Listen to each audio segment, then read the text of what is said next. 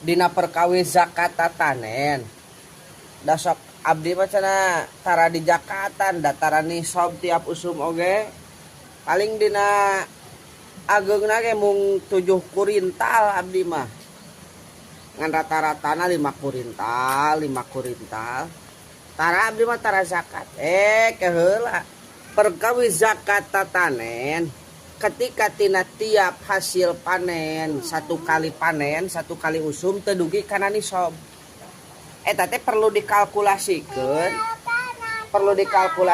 sareng hasil panen selama 1 tahun. Menghitung 1 tahun itu bukan dari awal tahun sepertos bulan Muharram gitu lamun tina awal tahun Hijriah, tapi ngalkulasikeun hasil tina tiap panen selama 1 tahun. 1 tahun di sana itu talak ukurna teh tolok ukurna cenah ning saur si mama eta teh 12 bulan tiraha ngawitan 12 bulan teh ngetangna sanes tina tanur tapi tina panen pertama tina usum panen pertama. Contoh mulai tanur teh bulan mulud, mulai tanur bulan mulud silih mulud Jumadi awal Jumadi akhir neme panen tah ngetang 1 tahun ngetang 12 bulan teh ti Jumadil akhir ti panen pertama.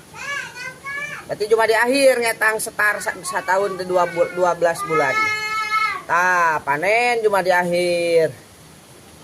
Ingang Jumadi awal pamate mah da dipelahkan lauk heula. Ingang Jumadi awal tanur. Jumadi awal tanur. Tah set ka ditu. Ningang tepung de Jumadi akhir teh kuat 3 kali panen.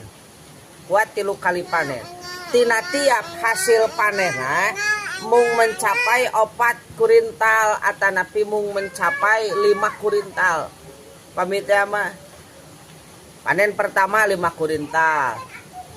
Ningang panen kedua 5 kurintal. Total 1 ton. Itu canepi kana nisab. Ternyata panen ketiga masih keneh dina ruang lingkup 12 bulan nu eta. Masih dina ruang lingkup 1 tahun nu eta.